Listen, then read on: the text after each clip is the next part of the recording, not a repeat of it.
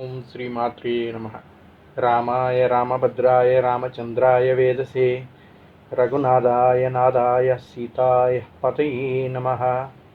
శ్రీరామ రామ రామేతి రమే రామే మనోరమే సహస్రనామ తత్తుల్యం రామనామవరాననే. మనోజం మారుతతుల్యవేగం జితేంద్రియం బుద్ధిమతావరిష్టం వాతాత్మజం వానరయోధముఖ్యం శ్రీరామదూతం శిరసా నమామి. ఓం నమ సీతా లక్ష్మణ సమేత రామచంద్ర పరబ్రహ్మణి నమ. భగవద్బంధువులందరికీ మా నమస్సుమాంజలి.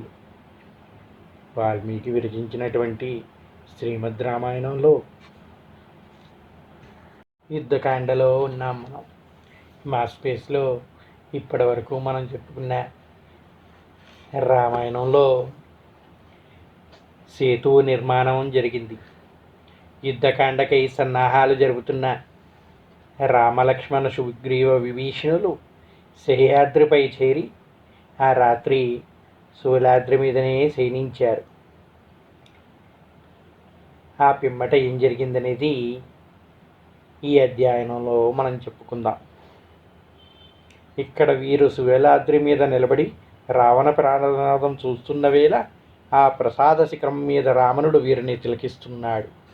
రావణుణ్ణి చూసిన సుగ్రీవుడు ఆవేశం అంతరిక్షానికి లేచింది. ఆయనకి ఒక్కసారిగా రావణుడిని చూడటంతో కోపం ఆపుకోలేకపోయాడంట సుగ్రీవుడు. ఒక్క ఉదుటన రావణుడి దగ్గరికి వెళ్ళిపోయాడు. క్షణాల వ్యవధిలో రావణ ప్రాసాద శిఖరానికి ఎగిరి వచ్చి దగదగలేని లంకేశ్వరుని మణికిరీటాన్ని నేలకు రాల్చాడంట సుగ్రీవుడు.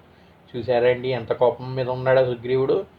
రావణుడిని చూస్తూనే కోపం ఆపుకోలేకపోయాడంట. ఒక్క క్షణంలో రావణుడి దగ్గరికి ఎగిరేసి ఆయన కిరీటాన్ని తన్నేసి నేలకు కూల్చాడు. కపీతుడై రావణుడు సుగ్రీవుని పడగొట్టాడు. రావణుడు కూడా కోపితుడయ్యాడంట. నా కిరీటాన్ని నేల కూలుస్తావా అని చెప్పి సుగ్రీవుడిని పడగొట్టాడు. పడుతూనే పైకెగిరి వానరేశ్వరుడు 10 తేళ్ల రావణుడిని పడగొట్టాడంట. ఈయన మాత్రం ఇంత తక్కువడా అంటే సుగ్రీవుడు కూడా అంతే కోపంతో నన్నే తంతావా అని చెప్పేసి 10 తలలున్న రావణాసుడిని కూడా ఎగిరి తినేసరికి ఆయన ఓడిపోయాడంట.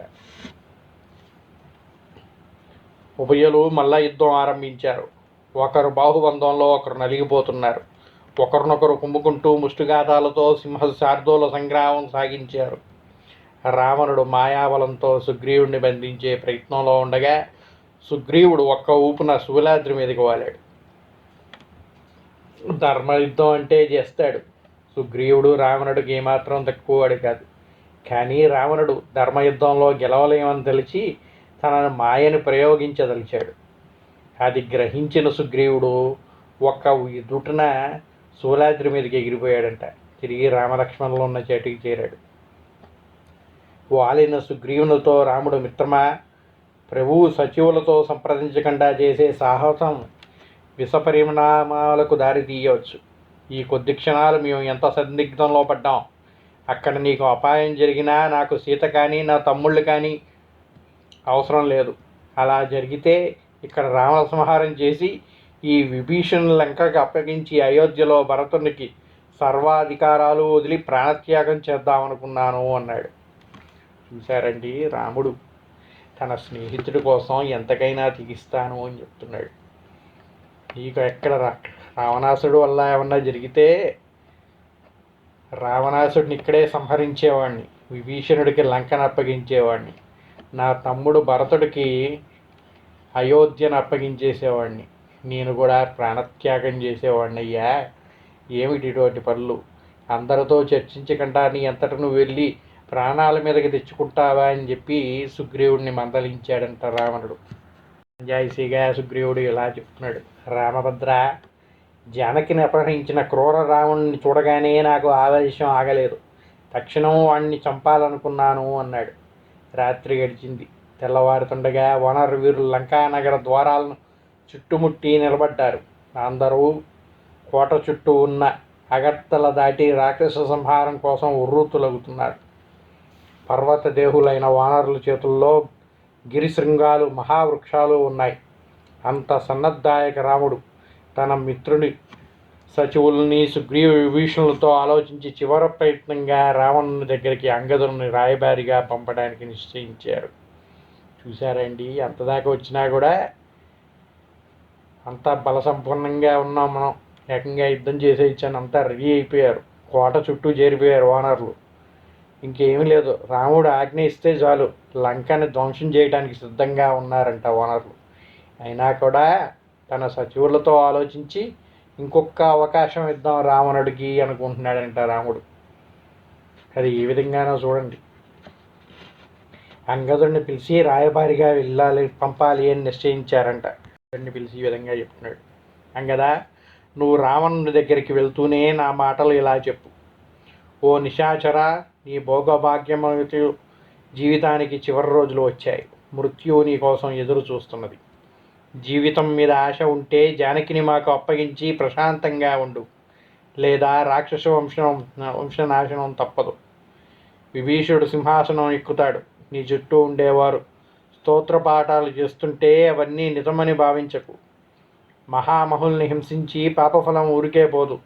నువ్వు యుద్ధానికి రాదలుచుకుంటే ఒక్కమారు నీ ఆప్తులందరినీ కన్నులారా చూచుకునిరా. పరలోక కర్మలు కూడా సమాప్తం చేసుకురావటం మంచిది అన్నాడు.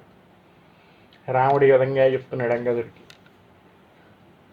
వార్నింగ్ పంపిస్తున్నాడంట రావణాసుడికి. ఏమిటి అంటే, నీ దగ్గర చుట్టుపక్కలుండి నీకు పొగడ్తలతో చెప్పేవాళ్ళని చూస్తుంటే నీకేం అర్థం కావట్లేదు అయ్యా. నీకు బతుకు మీద ఏమాత్రం ఆశ ఉన్నా సీతను మాకు అప్పగించు, ప్రశాంతంగా ఉండు, లేదా నీ రాక్షస వంశం నాశనం తప్పదు అని చెప్పాడంట. విభీషణుడికి సింహాసనం ఇచ్చేస్తాను. మహామహుల్ని హింసించావు, ఆ పాపఫలం ఊరికే పోదు. నువ్వు యుద్ధానికి రాదలుచుకుంటే ఒక్కమారు నీ ఆప్తులందరినీ చూసుకొని రా, ఎందుకంటే మళ్ళీ నువ్వు చూడలేవు. పరలోక కర్మలు కూడా సమాప్తం చేసుకురావడం మంచిది అన్నాడంట. అంగదుడు రావణుని కొలువు కూటలో అడుగుపెడుతూనే రామభద్రుని సందేశం యథాక్షరంగా వినిపించాడు. అంగదుడు కూడా చెప్పింది చెప్పినట్టుగా అలాగే చేశాడంట. రావణుడి దగ్గరికి వెళ్ళి, నేను వాలిపుత్రుణ్ణి, అంగదుడు అంటారు నన్ను. విన్నావు కదా రామ సందేశం, ఇప్పుడైనా మించిపోలేదు. జానకిని అప్పగించి విభీషణునికి లంక దారపోసి ప్రాణరక్షణ చేసుకో అనగా రాక్షసేశుడు తామ్రాక్షుడై వీణ్ణి వెంటనే సంహరించండి అనగానే 4 రాక్షస వీరులు అంగదుడిని చుట్టుముట్టారు. ఒక్క క్షణం వారికి పట్టుబడినట్టు ఉండి ఆ 4 ఇద్దరిని ఆ చంకలో, ఇద్దరిని ఈ చంకలో బంధించి గగన వీధికి ఎగిరాడు అంగదుడు. అక్కడి నుండి వారిని కిందకి వదిలేశాడు. ఎప్పుడైతే రాక్షసులు బంధించడానికి అంగదుడు చుట్టూ చేరారో ఒక్క నిమిషం వాళ్ళకి దొరికినట్టే దొరికి ఇద్దరిని ఆ చంకలో, ఇద్దరిని ఈ చంకలో పెట్టుకుని ఎగిరిపోయాడంట అంగదుడు. ఎగిరిపోయినాడు అలాగే వాళ్ళని తీసుకెళ్ళిపోలేదండి. పైకి తీసుకెళ్ళిన తర్వాత 4 కిందకు వదిలేశాడంట. వారు రావణుడి పాదాల మీద పడుతూనే వేళకు అంగదుడు ఒక్క కాలితాపుతో రావణుని ప్రాసాద శిఖరం నేలకు పడగొట్టాడు. సింహనాదం చేసి తన బలగంలో ప్రవేశించాడు. చూసారా, వాళ్ళని పైకెత్తుకెళ్ళిపోయి పట్టుకొని వెళ్ళిపోలేదంట. 2 సంఖ్యలని వదిలేసేసరికి వాళ్ళు వచ్చి రావణుడు పాదాల మీద పడిపోయారంట. ఆ రాక్షసులు అంగదుడిని పట్టుకుందామని ప్రయత్నించిన వాళ్ళు. ఇంకా కోపం తగ్గల అంగదుడికి. ఒక్క ఉదురిన పైకి ఎగిరి రావణుడి ప్రాసాద శిఖరాన్ని కాలుతోందంటే అది కింద పడిపోయిందంట. అలాగే సింహనాదం చేసి తన బలగంలో ప్రవేశించిపోయాడు. చెప్పాల్సింది చెప్పేశాడు, పని పూర్తి చేసుకున్నాడు. ఇంకక్కడ ఏం పని, వెళ్ళిపోయి తన బలగంతో చేరిపోయాడంట అంగదుడు. వానరులు హర్షధ్వానాలు చేస్తున్నారు. రాక్షసులు భయకంపితులయ్యారు. వానర సేన ముందడుగు వేసింది. రామాజ్ఞతో నిన్ను రావణుడు ప్రసాదం మీద నుండి చూచాడు. వానరులందరూ ముఖాల్లో ప్రసన్నత, సంతోషంగా ప్రొంగి ప్రవహిస్తున్నది. అంతా ముక్త కంఠంతో సింహనాదం చేసి జయిత్యతి బలో రామో లక్ష్మణశ్చ మహాబలః రాజా జయతి సుగ్రీవో రాఘవేన అభిపాలితః అంటూ కోటగోడలకు ఏకబ్రాకుతున్నారు వానరులంతా. లంకలో నిర్విరామంగా రణబేరి మ్రోగుతున్నది. కాలబ్రాల వంటి రాక్షస యోధులు శ్వేతశంఖాలు పూరిస్తుంటే కొండబారులు నిండిన మేఘమండలంలా ఉంది. మత్తే భగీంకారాలు, జత్యాస కరాలు, రథా నిమిధ్వనాలు యోధగర్జనలు, బోనబోంతరాలు దద్దరిల్లుతున్నాయి. గదాశక్తి శూల పరుషు పటపాయుధాలతో లంకలో నుండి వస్తుంటే ఈవల నుండి బండరాళ్ళు, వృక్షశాఖలు, గిరిశృంగాలు, మహావృక్షాలు వాటికి ఎదురు నడుస్తున్నాయి. రాజా జయతి సుగ్రీవ అనే శబ్దం మారుమోగుతున్నది. కోటగూడలు కేకబ్రాకి వానరులు రాక్షసులు కిందకి తోస్తుంటే వారు గగన వీధికి ఎగిరి రాక్షస సేన మీద వ్రాలి మర్దిస్తూ ఉన్నారంట. ఈ విధంగా యుద్ధం ఆరంభమైంది. సాగర ద్వార కవాటాలు తెరుచుకొని రాక్షస వీరులు వానరులతో తలబడ్డారు. పోరు ఘోరంగా సాగుతున్నది. క్షణాల వ్యవధిలో మహాయోధులు ఒకరినొకరు ఎదుర్కొన్నారు. అంగదునికి ఎదురుగా వచ్చే ఇంద్రజిత్తు వజ్రాయుధ సదృశుడైన తన గదాదండంతో విసిరాడు. ఒడువుగా గద పట్టుకొని దానితోనే అంగదుడు ప్రతిపక్ష రథాన్ని, అశ్వాలని చూర్ణం చేశాడు. ప్రసూనుడు సుగ్రీవునికి ఎదురుగా సప్తవర్ణ వృక్షం విసిరి నేల కూల్చాడు. లక్ష్మణుడు విరూపాక్షుని విరాజితుని చేశాడు. విరూపాక్షుని పరాజితం చేశాడంట. అగ్నికేతు, రశ్మికేతు, సుప్తన్ను, యజ్ఞకోవులు రామును ఎదుర్కొన్నాడు. మైందవ పిడికెల పోటుకు వజ్రగష్టి యమపురి చేరాడు. నీలుడు నికంబుని ఎదురుగా వాని రథాపారధికి శరచ్ఛేదం చేశాడు. శంకులు సమరం సాగుతున్నది. వానరులు ఎదురు లేకుండా సాగుతున్నారు. సంధ్యాకాలం సమీపించి చీకట్లో ముసురుతున్నాయి. యుద్ధం సాగుతూనే ఉంది. చీకట ముదిరింది. వానరు చేతుల్లోనే పర్వతాల మీద ఔషధ కాంతులు కొంత వెలుగులు నిస్తున్నాయి. రాక్షస వీరులు రథధ్వజ దండాలు సువర్ణకాంతులు శత్రువుని గుర్తుపెట్టడానికి సహకరిస్తున్నాయి. అలా సాగుతుండగా సముద్రం ఘోషను మించే ధ్వనితో మహోదర మహాపారుష వజ్రదంశ యజ్ఞశత్రులు రాముని మీదకి రాగా ఆయన నిశిత శరాలతో వారిని వెనకకు పంపాడు. శరద్రాత్రులతో మినుగురు వదే ఉన్నారు రామబాణాలు. అంగదుడొక వంక అనుచర సహితుడై రాక్షస సంహారం చేస్తుంటే త్రివక్రోధంతో ఇంద్రజిత్తు అది సహించి రథాన్ని మొక్కలు చేయగా ఆ రావణపుత్రుడు మాయా యుద్ధం ఆరంభించి మనిషి కనిపించకుండా బాణవర్షం కురిపిస్తున్నాడు. అంతలో ఇంద్రజిత్తు ఒడిచిన నాగాస్త్రం రామలక్ష్మణులు కూడా వివత్సుల్ని చేయగా వారు సింహనాదం చేస్తూ అదృశ్యంగా సాగించే యుద్ధంలో సన్నబట్టం దేవగణాలకే సాధ్యం కాదు అంటూ మరికొన్ని బాణాలతో రామలక్ష్మణులు శరీరాలు తూట్లు పడేలా కొట్టాడు. వారి దేహాలు నిండు గుహానికి కంశక వృక్షాల వలె ఉన్నాయి. రక్తధారలు స్రవిస్తున్నాయి. రాముని పిడికిల నుండి బాణం జారింది. అది చూచిన లక్ష్మణుడు స్మృతి తప్పింది. వానర యోధులు శోక సముద్రంలో మునిగారు. అప్పుడు ఇంద్రజిత్తు అట్టహాసంతో ఇంకా లంకా నగరానికి భయం లేదు. ఖరదూషణల్ని వధించిన వారిని నేలకూల్చాను. మా తండ్రికి వీరభయం లేదు.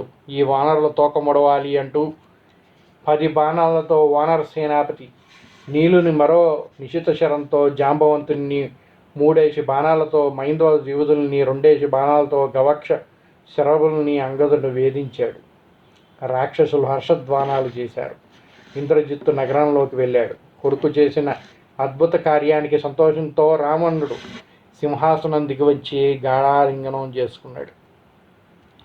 చూశారా అండి ఇంద్రజిత్తు ఎంత హట్టహాసం చేశాడో. ఆయన మాయా యుద్ధంలో ఆరితేలిన వాడంట. ఆయన చేసిన యుద్ధానికి రామలక్ష్మణులే మూర్చిపోయారంట. ఎప్పుడైతే ఆయన బాణాలు రాముడికి తగిలాయో రాముడి చేతిలో ఉన్న బాణం కిందకి జారిందంట. అది చూసి లక్ష్మణుడు మూర్ఛించాడు. ఇది చూసిన ఇంద్రజిత్తు ఎంతగానో సంతోషించాడు. వీళ్ళందరూ ఈ బాధలో ఉండగా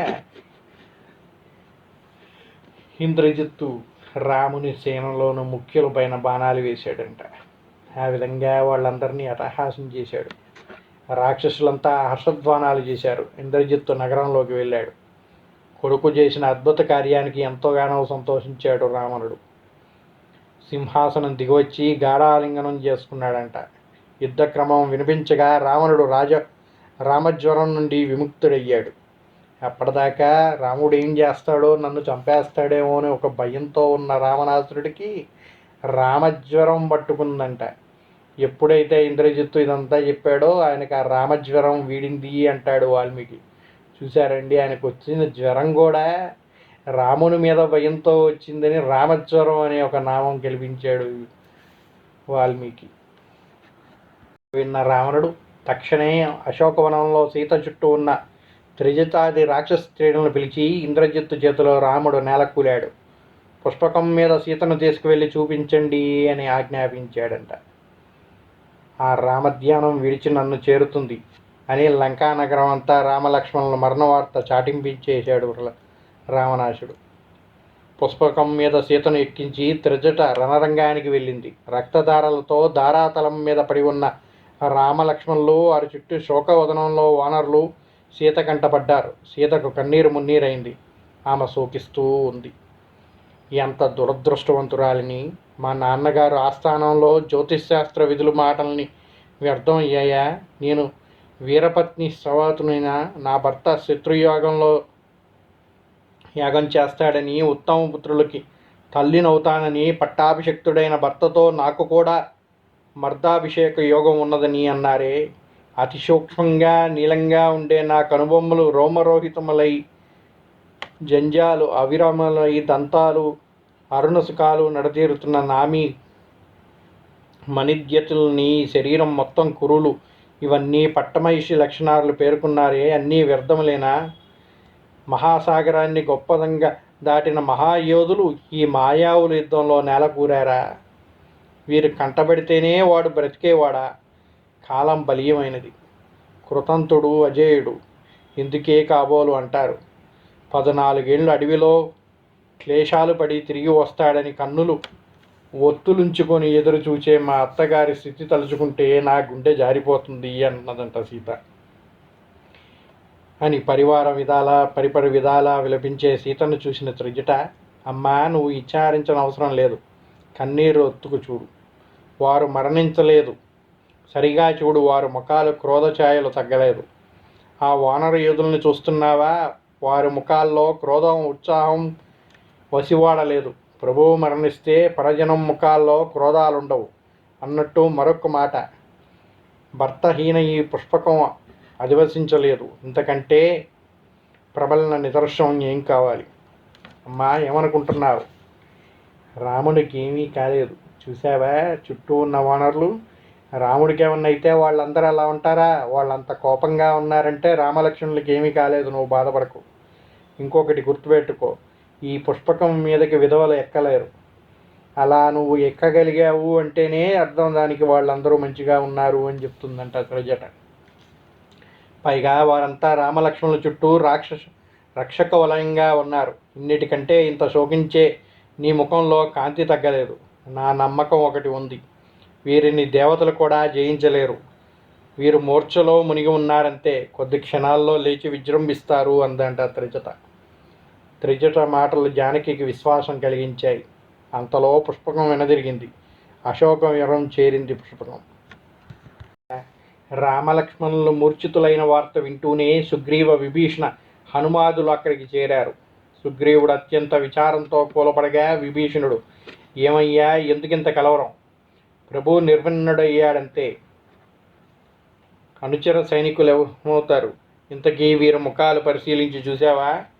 మృత్యు లక్షణాలు ఉన్నాయి. ముఖాల్లో కాంతి తగ్గలేదు. నువ్వు నిశ్చింతగా ఉండు. వీరు రక్షణ భారం వహించు. నేను మన సేనలకు ధైర్యం కల్పించి వస్తాను అని బయలుదేరాడు. వానరులు కొందరు వస్తున్నవాడు ఇంద్రజిత్తు అనుకొని భయపడి పిక్కబలం చూపబోగా అంగదుడు వారందరినీ ఆపి వస్తున్నవాడు విభీషణుడు అని చెప్పి వారికి ధైర్యం కల్పించాడు. ఇక్కడ కొంతసేపటికి రాముడు స్మృతి వచ్చి లేస్తూ తమ్ముడు స్థితి చూసి, నాబాహి, ప్రాణమయమైన సోదరుడు లేని జీవితం వ్యర్థం, నాకు ఇక సీత ఎందుకు, నేను జీవించను అన్నాడంట. మానవ జగత్తులో సీత దొరకవచ్చు, కానీ సౌమిత్రి వంటి సోదరుడు దొరుకుతాడా? వీడు లేకుండా ఏ ముఖంతో అయోధ్యకు వెళ్ళను. అక్కడ వీడి కోసం ఎదురు చూసే మా పిన్ని సుమిత్రకు ఏమి చెప్పను, భరత శత్రుఘ్నులకు ఏమి సమాధానం చెప్పను అంటున్నాడంట రాముడు. నేను అడవికి వస్తుంటే సోదర ప్రేమతో వెంట వచ్చి నాకు ఉపశమనం కలిగించిన వీడు శరత్తల్పం మీద ఉంటే నేను వీనితో వెళ్ళలేకపోయాను. ఒక్కసారి 500 బాణాలు విడిచే కార్తవీర్యార్జునుతో సమానమైన ధనుర్వేద వీరుడు వీడు. నేలకూలక పెను రావణునితో పోరాటం అసంభవం. సుగ్రీవ, నువ్వు నీ యోధులతో తిరిగి వెళ్ళిపో, అదే శ్రేయస్కరం అన్నాడు రాముడు. రాముని శోకం చూస్తున్న సుగ్రీవుని గుండె జారింది. గొల్లు గొల్లున విలపించడం మొదలుపెట్టాడు. అది విన్న అంగదాదులు తీవ్ర వ్యధతో రోణధ్వనించి లభించారు. అప్పటికక్కడ చేరిన విభీషణుడు వేదనతో, సుగ్రీవా, ఈ రామలక్ష్మణులు ఎంతటి దీనస్థితిలో పాలయ్యారు. మాయావి ఇంద్రజిత్తు ఎంత ఘోరం చేశాడు. నా అడియాసి అయినది అంటూ విలపిస్తుంటే సుగ్రీవుడు, విభీషణ, ఎందుకు శోకిస్తున్నావు? కొద్ది క్షణాల్లో వారు మేలుకుంటారు, రావణుని వధిస్తారు అని తన మామను సుషేణుణ్ణి పిలిచాడంటారు. నువ్వు రామలక్ష్మణులను కిష్కిందకు తీసుకువెళ్ళు, నేను రావణ సంహారం చేసి వస్తాను అన్నాడు. అప్పుడు సుషేణుడు, సుగ్రీవా, దేవాసుర సంగ్రామ సమయాల్లో రాక్షసులు హస్తాలతో నిహితులై దేవతలతో పునర్జీవితులై చేయడానికి బృహస్పతి మంత్రాలను ఔషధాలను వినియోగించేవాడు. ఆ ఔషధాలు క్షీరసముద్రం దగ్గర ద్రోణపర్వతం మీద చంద్రగిరి మీద ఉన్నాయి. మన హనుమ తీవ్ర వేగంతో వెళ్ళి వాటిని కొని రాగలడు అంటుండగా మహాప్రపంచనం రేగింది. ఆకాశంలో మేఘాలు మెరుపులతో పరుపులు తీశాయి. సముద్రం ఉప్పొంగినట్లయింది. పర్వతాలు కంపించాయి. మహావృక్షాలు నేలకోలాయి. ఆ వాయు ప్రకంపానికి రామలక్ష్మణుల చుట్టూ ఉన్న సర్వబాణాలు కదిలి సాగాయి. క్షణాల వ్యవధిలో అవి సముద్రముఖంకి వెళ్ళాయి. అంతలో గరుత్మంతుడు అక్కడికి వచ్చి తన హస్తాలతో రామలక్ష్మణుల శరీరాలు స్పృశించి వారిని లేవనెత్తాడు. అంతే, వారి శరీరాల మీద గాయాలు మటుమాయమయ్యాయి. రాముడు కన్నులు విప్పి, ఎవరవయ్యా నువ్వు? ఆ ఇంద్రజిత్తు మాయను ధ్వనింపజేశావు. నిన్ను చూస్తుంటే మా తండ్రి గారు గుర్తు వస్తున్నారు అనగా గరుత్మంతుడు, అయ్యా రామా, నేను నీ ప్రాణసకుణ్ణి, గరుత్మంతుణ్ణి. మాయావి ఇంద్రజిత్తు విడిచిన ఈ బాణాలు దేవగంధర్వగణాలు ఛేదించలేవు. నా ఒక్కడికే వీటిని ఛేదించగల శక్తి ఉంది. మన మైత్రి కారణంగా నేను సాయపడవచ్చాను. మీరు వీరితో అప్రమత్తంగా పోరు సాగించాలి. వీరు మహామాయావులు. ఇప్పుడింకా నా గురించి వివరాలు అడగవద్దు. త్వరలో మీరు శత్రునాశనం చేసి సీతాదేవిని కలుస్తారు అని సెలవు తీసుకున్నాడంట గరుత్మంతుడు. గరుత్మంతుడు ఇదంతా చూశాడంటండి. వీళ్ళు మాయతోటి వీళ్ళ మీద యుద్ధ ప్రయోగం చేశారు. దానివల్లే వీళ్ళు ఈ పరిస్థితిలో ఉన్నారని తెలుసుకున్న గరుత్మంతుడు ఒక్క మారుగా అక్కడికి వచ్చి వాళ్ళిద్దరిని స్పృశించాడంట, రామలక్ష్మణుని.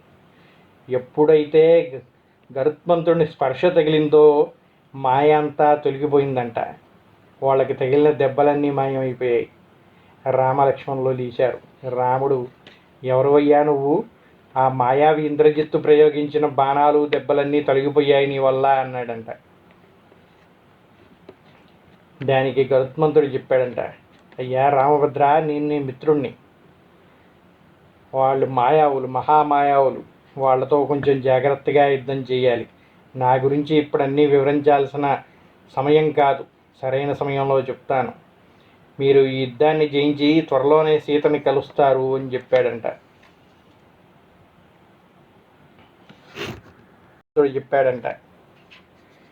ఈ మాయా దేవగంధర్వులు ఎవరూ ఛేదించలేరు. నా ఒక్కడి వల్లే వీటిని ఛేదించగల శక్తి ఉంది.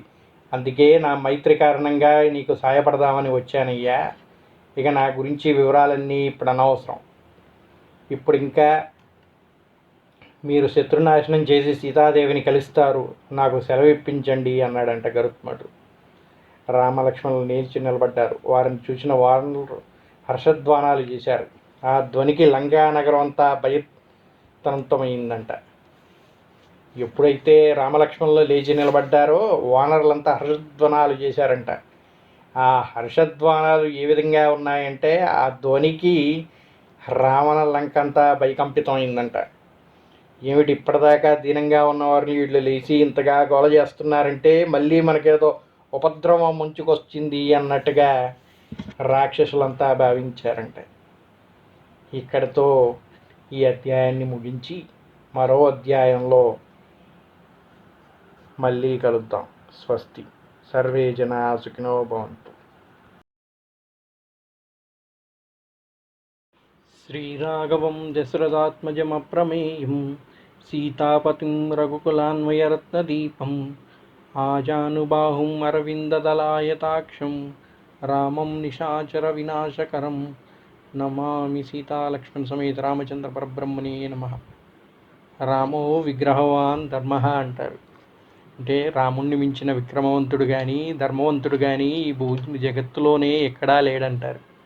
అటువంటి శ్రీరాముని యొక్క చరిత్ర వాల్మీకి విరచించినటువంటి శ్రీమద్ రామాయణాన్ని మనం ఇప్పటి వరకు ప్రవచించుకుంటున్నాం కదా. ఇందులో మనందరికీ కూడా ఎన్నో ధర్మ సందేహాలు. ఇది ఈ విధంగానే ఎందుకు జరిగింది, దీనికి ఏ వాన్మయం ఉంది, ఈ విధంగా ఎందుకు జరగాలి, ఇలా ఎందుకు జరిగి ఉండకూడదు అనే సందేహాలు ఎన్నో ఉంటాయి. మా చేతనైనంత వరకు మీ యొక్క ధర్మ సందేహాలు ఈ రామాయణంలో ఏమేమైతే ఉన్నాయో మాకు తెలియపరిస్తే వాటిని విశదీకరించే ప్రయత్నం చేయాలని చెప్పేసి ఒక సంకల్పంతో ధర్మ సందేహాలు అనే ఒక కార్యక్రమాన్ని మొదలుపెట్టదలుచుకున్నాం. ఇప్పటి వరకు మనం రామాయణంలో బాలకాండ నుంచి మొదలుకొని అరణ్యకాండ వరకు మన ప్రవచన కార్యక్రమం అనేది నిర్విరామంగా నిర్వహించుకున్నాం. ఇంకా ముందు కిష్కింధకాండ, యుద్ధకాండ కూడా ఉన్నాయి. దీనిలో మీకు ఎటువంటి సందేహాలు ఉన్నా కూడా maspspace1@gmail.com కానీ లేదా మా యొక్క యూట్యూబ్ ఛానల్లో కామెంట్స్ రూపంలో కానీ మీ సందేహాలని మాకు పంపించినట్టయితే మా చేతనైనంత వరకు వాటికి సవివరణ ఇవ్వడానికి ప్రయత్నిస్తాం. మాకు తెలియని వాటిని తెలుసుకొని మీకు తెలియజేసే ప్రయత్నం చేస్తాం. దీనివల్ల జ్ఞానం అనేది ఎవరి సొంతం కాదు, అది మీ దగ్గర నుంచి మీరు నేర్చుకున్నా, మా దగ్గర నుంచి మీరు తెలుసుకున్నా, గురువుల నుంచి మనం తెలుసుకున్నా అందరికీ ఉపయోగపడేదే కనుక ఈ ధర్మ సందేహాల ద్వారా మనందరికీ కూడా చక్కటి జ్ఞానం పొందగలిగే అవకాశం లభిస్తుందని ఈ సత్సంకల్పానికి మీరందరూ కూడా పాటుపడాలని కోరుకుంటూ ఈ ధర్మ సందేహాల ప్రోగ్రాంని ప్రారంభించడానికి ప్రయత్నం చేస్తాం. రామాయణం కార్యక్రమం ఇంకా మనకి 2 కాండాలు మిగిలి ఉంది కనుక ఈ లోపల మీ ధర్మ సందేహాలన్నింటినీ మాకు పంపించినట్టయితే వీటన్నిటినీ క్రోడీకరించి తగిన సమయంలో మీరు అందించే ధర్మ సందేహాలని బట్టి ఎన్ని ప్రోగ్రామ్స్ చేయాలనేది నిశ్చయించి ఒక రోజున చక్కగా వీటన్నిటికీ జవాబులు చెప్పడానికి ప్రయత్నిస్తాం. మర్చిపోకండి, ఇప్పటి వరకు మన రామాయణ కార్యక్రమాన్ని ఫాలో అవుతున్న వాళ్ళందరూ కూడా ఈ యొక్క ధర్మ సందేహాల్లో మీ ప్రశ్నల్ని పంపించినట్టయితే వాటికి సవివరణ ఇవ్వడానికి ప్రయత్నం చేస్తాం. శ్రీరామాయ నమః.